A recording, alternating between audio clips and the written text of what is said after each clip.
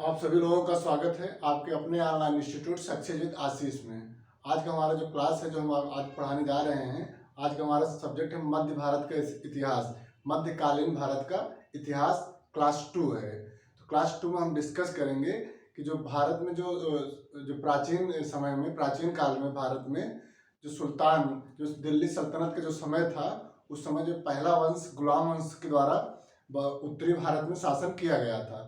तो पहला वंश जो सल्तनत कालीन समय में जो पहला वंश था वह था गुलाम वंश। तो गुलाम वंश हमने जो है कल प्रारंभ किया था इसके पहले वाले क्लास में। आज की क्लास में हम डिस्कस करेंगे कि गुलाम वंश का जो संस्थापक था वह कुतुबुद्दीन ऐबक था। तो पहले क्लास में हम डिस्कस किए हैं कि किस प्रकार से कुतुबुद्दीन ऐबक गुलाम वंश की स्थापना किया जाता है उनके द्वारा, और आगे जो है कुतुबुद्दीन का जो है उनका जो मृत्यु हो जाता है उसके बाद उनके दामाद जो है इल्तुतमिश के द्वारा जो है शासन गुलाम वंश के तहत किया जाता है। तो जो इल्तुतमिश के कुतुबुद्दीन ऐबक के बाद जो सुल्तान बनता है वह उसका नाम है इल्तुतमिश। इल्तुतमिश और कुतुबुद्दीन ऐबक के बीच में बहुत कम समय के लिए आराम शाह नामक एक सुल्तान का जो है समय था, लेकिन वह बहुत अच्छा शासक सुल्तान नहीं था। इसलिए जो इल्तुतमिश के द्वारा इल्तुतमिश जो है युद्ध के माध्यम से आराम शाह को जो है वहां से हटा करके सिंहासन पर अपना जो है अधिकार स्थापित करते हैं। तो आज क्लास में हम यहाँ पर डिस्कस करेंगे कि किस प्रकार से इल्तुतमिश गुलाम वंश की जो साम्राज्यवादी नीति थी इसको किस प्रकार से आगे बढ़ाते हैं, और कौन कौन सा ऐसा उनके द्वारा जो है शासन किया जाता है जिससे जो एग्जाम में जो क्वेश्चन पूछे जाते हैं। ठीक, तो हम यहाँ पे एग्जाम के दृष्टिकोण से उन फैक्ट को यहाँ पे डिस्कस करेंगे जो इल्तुतमिश से संबंधित एग्जाम में कुछ क्वेश्चन के रूप में पूछा जाता है। तो आज क्लास हमारा जो है मध्यकालीन भारत के इतिहास का आज का 2 क्लास है। दूसरे क्लास में हम डिस्कस करेंगे कि जो है दिल्ली सल्तनत में जो गुलाम वंश जो है पहला दिल्ली सल्तनत का जो पहला वंश था वह गुलाम वंश था। तो हम पहले क्लास में गुलाम वंश से संबंधित किस प्रकार से गुलाम वंश की स्थापना कुतुबुद्दीन ऐबक के द्वारा किया जाता है इसको जो है पहले फर्स्ट क्लास में डिस्कस किए हैं। आज क्लास में हम डिस्कस करेंगे इल्तुतमिश। ओके, तो आज क्लास प्रारंभ करने से पहले एक बार पुनः आप सभी का आज क्लास में हम स्वागत करते हैं और आज क्लास हम प्रारंभ करने जा रहे हैं। तो कुतुबुद्दीन ऐबक के द्वारा गुलाम वंश की स्थापना किया जाता है, अर्थात गुलाम वंश के संस्थापक के रूप में कुतुबुद्दीन ऐबक को जाना जाता है। लेकिन एक वास्तविक संस्थापक पूछा जाए कि गुलाम वंश के वास्तविक संस्थापक का क्या नाम है, तो वह जो है इल्तुतमिश को जो है वास्तविक गुलाम वंश का वास्तविक संस्थापक माना जाता है। क्यों? क्योंकि जो है यह सुल्तान के पद को धारण किया था, जबकि कुतुबुद्दीन ऐबक सुल्तान का पद धारण नहीं किया था। केवल वह सिपा सलाहकार पद को ही ग्रहण करके अपना शासन लाहौर से किया था, न कि दिल्ली से। और दिल्ली में भी शासन को देखता था, लेकिन लाहौर से, दिल्ली में नहीं रहता था। लेकिन इल्तुतमिश पहला ऐसा सुल्तान था जो सुल्तान के पद को धारण किया और दिल्ली में रह करके शासन चलाया। ओके, तो कुतुबुद्दीन ऐबक और इल्तुतमिश के बीच में आराम शाह जो है कौन था? यह कुतुबुद्दीन ऐबक का पुत्र था, लेकिन इसके शासन बहुत अच्छा नहीं होता था इसके समय में शासन। तो एक शासक के दृष्टिकोण से आराम शाह जो है यह एक शासक के रूप में काम नहीं कर पा रहा था, अर्थात इनके समय के जो प्रशासनिक प्रक्रियाएं थी बहुत खराब इनका शासन था। इसीलिए जो है इल्तुतमिश के द्वारा आराम शाह को युद्ध के माध्यम से परास्त किया जाता है और सिंहासन पर अधिकार इल्तुतमिश के द्वारा किया जाता है। ओके, तो इल्तुतमिश यह कुतुबुद्दीन ऐबक का दामाद था। ओके, इल्तुतमिश कौन था? इल्तुतमिश जो है कुतुबुद्दीन ऐबक का दामाद था। तो इल्तुतमिश का जो समय था वह 1210 ईस्वी में यह इल्तुतमिश जो है गुलाम वंश का सुल्तान बनता है और 1236 तक यह गुलाम वंश के सुल्तान के रूप में अपना जो है शासन स्थापित करता है। इल्तुतमिश के बाद इल्तुतमिश की पुत्री रजिया सुल्तान इनके बाद शासन 1236 से लेकर के 1240 तक रजिया सुल्तान के द्वारा शासन किया जाता है। अब हम देखेंगे इल्तुतमिश से संबंधित कौन सा इंपॉर्टेंट फैक्ट एग्जाम में पूछा जाता है उसको हम यहाँ पे डिस्कस करने चल रहे हैं। ओके, पहला तो इनकी उपाधि पूछा जाता है कि इल्तुतमिश की कौन सी उपाधियां हैं। पहला जो है सुल्तान आजम, तो इल्तुतमिश की एक उपाधि है जिसे सुल्तान आजम कहा जाता था। तो सुल्तान आजम जो है इल्तुतमिश की एक उपाधि थी। ओके, पूछा जाता है कि एग्जाम के रूप में एग्जाम में प्रश्न पूछा जाता है कि सुल्तान आजम किसकी उपाधि थी। सुल्तान आजम इल्तुतमिश की उपाधि थी। इसी प्रकार से अमीर उल उमरा, अमीर उल उमरा जो है यह इल्तुतमिश की उपाधि थी। ओके, इल्तुतमिश को जो है गुलामों का गुलाम भी कहा जाता है। एग्जाम में पूछा गया है पीसीएस का कि जो है गुलामों का गुलाम किसे कहा जाता है, तो इल्तुतमिश को गुलामों का गुलाम कहा जाता है। ओके, क्योंकि यह जो है जो कुतुबुद्दीन ऐबक था यह मोहम्मद गोरी का गुलाम था और कुतुबुद्दीन ऐबक के गुलाम जो है इल्तुतमिश था। इस प्रकार से कहा जाता है कि इल्तुतमिश जो है वह गुलामों का गुलाम था, लेकिन मोहम्मद गोरी जो है इसको अमीर उल उमरा की उपाधि दिए थे। क्यों? क्योंकि इसलिए उपाधि दिए थे कि इनको जो है आगे चल के जो है इनका जो वर्क था, जो युद्ध में जो है इनकी जीत थी, इनका जो है शासन प्रशासन अच्छा था, इनकी कार्यशैली अच्छी थी, इसीलिए इनको जो है अमीर उल उमरा की उपाधि मोहम्मद गोरी के द्वारा दिया गया था। ठीक है, और इनको जो गुलाम से भी मुक्त कर दिया गया था कि गुलामी से भी इल्तुतमिश को कौन मुक्त किया था? मोहम्मद गोरी के द्वारा किया गया था। ये जो है इल्तुतमिश है इलवरी तुर्क था, प्रथम इलवरी तुर्क जो है इल्तुतमिश था, जिसके द्वारा जो है गुलाम वंश पर अपना शासन स्थापित किया जाता है। दिल्ली सल्तनत का वास्तविक संस्थापक के रूप में जाना जाता है। दिल्ली सल्तनत का वास्तविक संस्थापक के रूप में इल्तुतमिश को जाना जाता है। क्यों?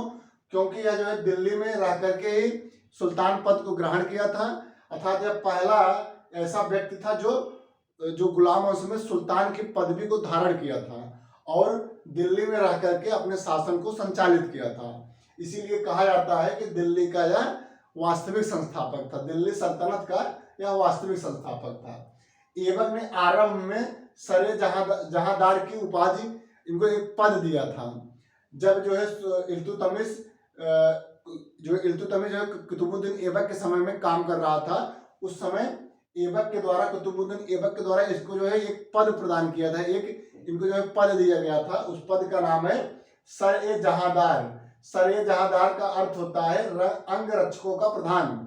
तो अंग रक्षकों के प्रधान के रूप में नियुक्ति इल्तुतमिश के ऐबक के द्वारा किया गया था। ओके, सुल्तान बनने के पहले बदाऊं का जो है सूबेदार था। एग्जाम में पूछा जाता था कि इल्तुतमिश जब सुल्तान नहीं बना था उसके पहले ये कहाँ का सूबेदार था, तो ये बदाऊं का सूबेदार इल्तुतमिश था सुल्तान बनने के पहले।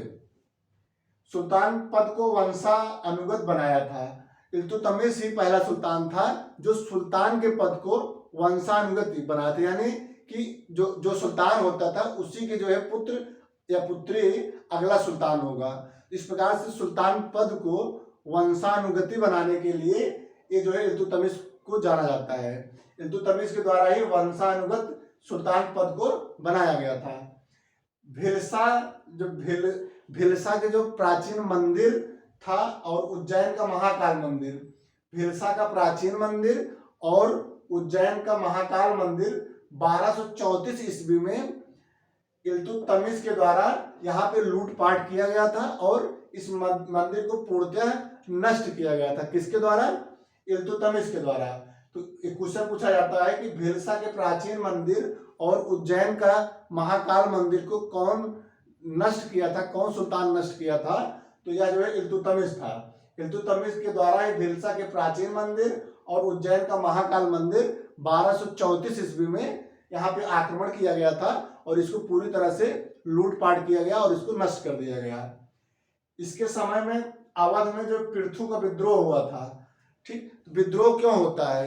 किसी भी राज्य में, किसी भी साम्राज्य में क्यों विद्रोह होता है? जब वहां की जनता अपने सम्राट से मतलब बहुत ज्यादा जो है उनके मत का जो उनके सुविधाएं होती हैं वो उनको जो है देख रेख नहीं किया जाता है, तो सुविधा के अभाव में ये जो है विद्रोह कर देते हैं। ठीक, तो विद्रोह हर एक सम्राट के हर एक वंश में होता है, हर एक राज्य में होता है। जैसे जो है गुलाम वंश के बाद खिलजी वंश और जो है खिलजी वंश के बाद सल्तनत वंश, हर एक वंश में विद्रोह हुआ है। विद्रोह का कारण होता है, विद्रोह का मुख्य कारण होता है कि जो वहाँ का सुल्तान होता है उनकी जो भी आदेश है, जो भी उनका प्रशासन है, उससे असहमत व्यक्त करना और विद्रोह कर देना। इसी प्रकार से इल्तुतमिश के समय में पृथु के द्वारा अवध में विद्रोह किया गया था, जबकि इल्तुतमिश इस विद्रोह को पूर्णतया जो है समाप्त कर दिए थे। ओके, नेक्स्ट है 1230 से 1231 में बंगाल का पूर्ण रूप से अधिकार कर लिया था। तो ये भी एग्जाम में पूछा जाता है कि इल्तुतमिश के द्वारा किस सन में, किस ईस्वी में बंगाल पर पूरी तरीके से अधिकार किया गया था। तो ये जो है 1230 ईस्वी से 1231 ईस्वी के आसपास, यानी कि 1230 या एग्जाम में दिया रहे तो 1231, दोनों के आसपास जो है बंगाल पे पूर्ण रूप से अधिकार जो है गुलाम वंश का इल्तुतमिश के द्वारा किया जाता है। इसी प्रकार से जो है मिनहाजुद्दीन सिराज और मलिक ताजुद्दीन को संरक्षण कौन प्रदान किया था? तो इल्तुतमिश के द्वारा। इन दोनों लेखकों का लेखक थे उस समय, बहुत प्रसिद्ध लेखक हैं, मिनहाजुद्दीन सिराज और मलिक ताजुद्दीन।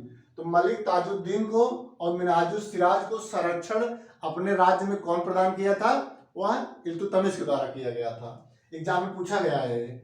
नेक्स्ट है दिल्ली को राजधानी कौन बनाया था? सर्वप्रथम दिल्ली सल्तनत का सर्वप्रथम कौन सा सुल्तान था जो दिल्ली को अपनी जो है राजधानी बनाया था? तो वह जो है इल्तुतमिश है। इल्तुतमिश के पहले कुतुबुद्दीन ऐबक के द्वारा लाहौर को अपनी राजधानी बना करके अपने शासन को संचालित करता था। लेकिन यह जो है इल्तुतमिश पहला सुल्तान था जो दिल्ली को राजधानी के रूप में, राजधानी यहाँ पे बनाया दिल्ली को, और यहाँ से जो है अपने शासन को संचालित किया। ओके, इल्तुतमिश जो है सर्वप्रथम पहला सुल्तान था जो सिक्के जारी किया था। ठीक है, तो शुद्ध अरबी सिक्के सर्वप्रथम इल्तुतमिश के द्वारा दिल्ली सल्तनत में प्रारंभ किया गया था। ये जो है दो प्रकार से सिक्के जारी होते थे, जिसको जो है टका और जीतल कहा जाता था। तो टका और जीतल नामक दो सिक्के इल्तुतमिश के द्वारा दिल्ली सल्तनत में प्रारंभ किया गया था सर्वप्रथम। तो टका को जो है चांदी का टका होता था और तांबे का जो है जीतल होता था। जीतल किसका बना होता था? जीतल जो है तांबे का बना होता था, जबकि टका चांदी का बना होता था। तो शुद्ध अरबी सिक्के चलाने का सर्वप्रथम कौन चलाया था? इल्तुतमिश के द्वारा चलाया गया था। तो चांदी का टका और तांबे का जीतल दो जो है सिक्के इल्तुतमिश के समय में गुलाम वंश में चलाया गया था। इसी प्रकार से जो है कुतुब मीनार का निर्माण जो कुतुबुद्दीन ऐबक के द्वारा प्रारंभ किया गया था, उसको जो है इल्तुतमिश के द्वारा पूर्ण रूप से कंप्लीट किया गया 1230 से 1231 ईस्वी में। तो कुतुबुद्दीन ऐबक के द्वारा कुतुब मीनार की स्थापना किया गया था, लेकिन पूर्ण रूप से इसको कंप्लीट कौन कराया था? इल्तुतमिश के द्वारा किया गया था। कब? 1230 से 1231 ईस्वी में। ओके, नासिरुद्दीन का मकबरा 1231 में इल्तुतमिश के द्वारा बनवाया गया था। एग्जाम में पूछा जाता है कि नासिरुद्दीन का मकबरा कब और किसने बनवाया था? तो ये जो है 1231 ईस्वी में इल्तुतमिश के द्वारा नासिरुद्दीन का मकबरा बनवाया गया था। ओके, अगला जो है इम्पॉर्टेंट है कि जो है इसके पहले जो सल्तनत था, जिसे जो है कुतुबुद्दीन ऐबक हुआ, या फिर इसके पहले जो भारत में शासन जिस राज्य के द्वारा जिस वंश के द्वारा किया गया था, हमेशा यह प्रथा रही थी कि एक राजा जो होता था वो अपने पुत्र को ही राज्य का उत्तराधिकारी घोषित करता था। लेकिन यह पहला अवसर था, या पहली बार हुआ कि इल्तुतमिश अपना उत्तराधिकारी जो है अपने पुत्री को नियुक्त किया, ना कि अपने बेटों को। अपने बेटों को जो है अपना उत्तराधिकारी नहीं बनाया था, अपना उत्तराधिकारी रजिया सुल्तान को बनाया था। ओके, तो अपनी पुत्री रजिया को उत्तराधिकारी नियुक्त किया था इल्तुतमिश। तो इल्तुतमिश के द्वारा अपना उत्तराधिकारी अपने पुत्री रजिया को जो है नियुक्त किया गया था। इसी प्रकार से इल्तुतमिश के बाद गुलाम वंश में अगला जो सुल्तान होगा वह रजिया सुल्तान होगा। तो हम अगले क्लास में डिस्कस करेंगे रजिया सुल्तान के बारे में, किस प्रकार से रजिया सुल्तान जो है एक सुल्तान के पद को धारण करती है और सुल्तान के रूप में गुलाम वंश में अपने शासन को संचालित किस प्रकार से करती है। क्योंकि जो है जो इल्तुतमिश था इसका पुत्र भी जो है अपने सुल्तान पद की लड़ाई जो है रजिया सुल्तान से लड़ता है, लेकिन आगे चल करके इस लड़ाई में रजिया सुल्तान जीतती है और वह सुल्तान के पद को धारण करती है और 1236 से लेकर के 1240 ईस्वी तक वह सुल्तान के रूप में कार्य करती है। लेकिन आगे चल करके कुछ आपसी विद्रोह होता है जिसमें रजिया सुल्तान को हरा दिया जाता है, फिर अगला एक नया सुल्तान अपने पद को धारण करता है। तो हम आगे देखेंगे कि किस प्रकार से रजिया सुल्तान गुलाम वंश में अपना शासन स्थापित करती है। तो आज क्लास में इतना ही।